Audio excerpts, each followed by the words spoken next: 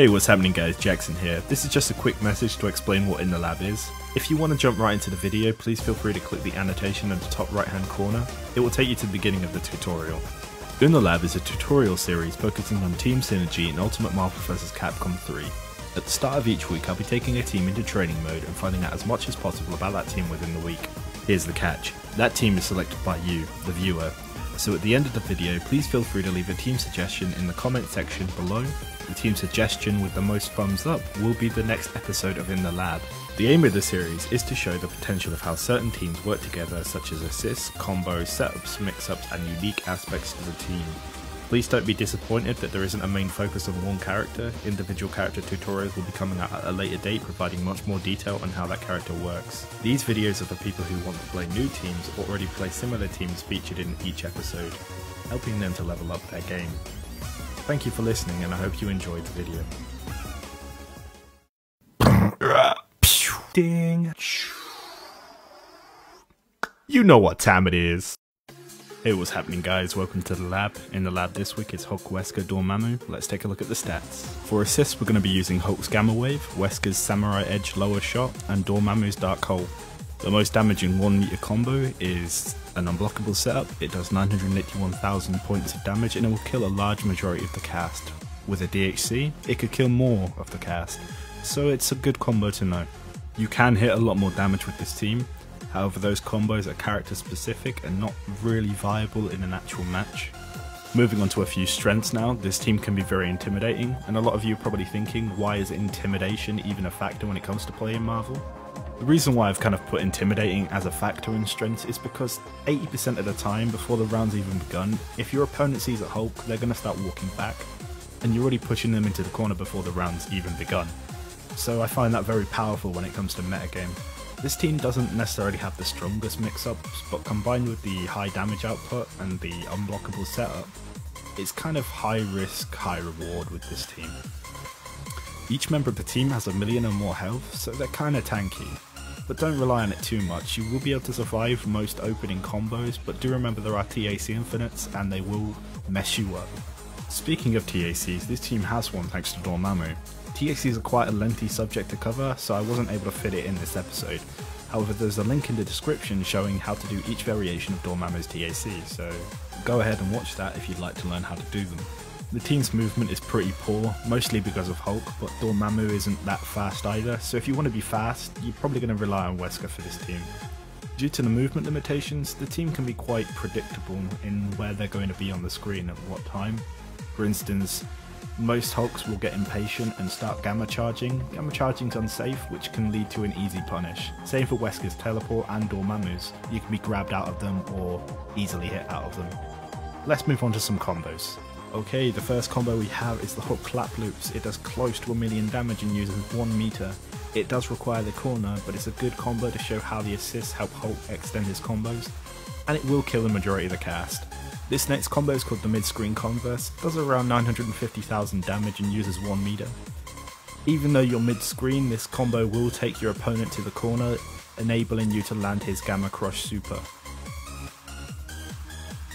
Moving on to some Wesker stuff, I call this combo Fancy Knees and it does around 900,000 damage. The meter use can vary, mostly because I designed this combo to be able to DHC into Hulk and Dormammu easier. I call this next combo the Stalker Falls. It is a Dormammu combo and it does around 1 million damage. It uses 2 meter, but the reason why I'm showing you this combo is because you don't have to end it in Chaotic Flame, you can end in Stalking Flare, leaving your opponent in a more vulnerable position. Here are some basic Wesker combos, just showing that you can relaunch in the corner and mid-screen using this team. It's nothing really that amazing. They do vary damage, depending on how much meter you use. As with all of these combos, feel free to DHC, it will do more damage and probably kill more members of the cast than the original combo would. Moving on to some setups and mix-ups now. This one in particular is fairly nasty because you can't see where Wesker is for a couple of seconds. Before the Hulk assist hits, you teleport, the Hulk assist covers where you're going, and then you hit low behind them. This one is a fairly standard grab reset, again using the Hulk assist, but instead of teleporting you'll jab, causing them to reset in the air, and then you'll go for the grab, relaunching with Dormammu and getting the damage. This again, not very spectacular. It's known fairly well across the community. You use Dark Matter and Medium Teleport, causing a cross-up situation and then following up with a combo. Landing this unblockable is fairly tricky, but it tends to work when your opponent has rolled back. The way you land it is while in mid-jump arc, you call Wesker Assist and then use Hulk's Launch to put them in high block stun. The Wesker Assist hits low and you're able to continue the combo. Going on to some movement now. Wesker's got a fairly fast wave dash and he's got a variation of teleports. The medium one takes you back, the light one takes you forward, the heavy one puts you above them. Dormammu's got a tri-dash, it's got fairly average speed, it's not amazing but it'll get you by. Normal dash is pretty poor, he can also fly but he can only dash once. Hulk's forward dash works a lot like a Blanca hop, it goes through opponents. The main way you're going to be getting in with Hulk is cancelling his forward dash into a jump, enabling you to block but covering quite a nice distance of the screen.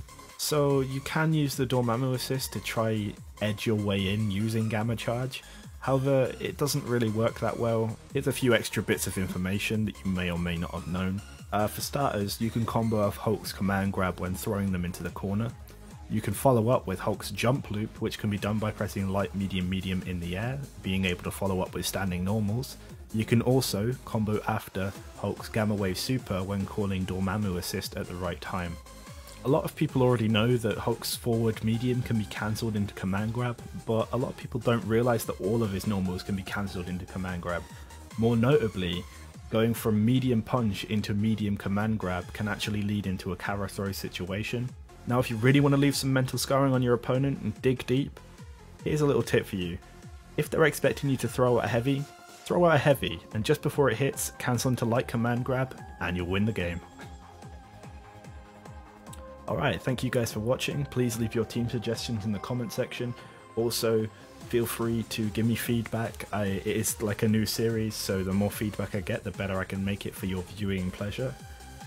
Also, please check out Tron, sorry if I pronounced that wrong. He would also be running a similar series to this on his own channel. Also check out Cross Counter because, you know, their site's amazing and I have no affiliation to the site whatsoever and I'm definitely not advertising it because I should be. Nah, I'm joking. Please check out the Cross Counter site, they do some good shit on there. And also, they're looking for content providers, producers and all that good stuff, so if you want to be a contributor to the Cross Counter site, hit somebody up. I don't know who to hit up, just talk to somebody, man. I'm gonna stop. See you guys later.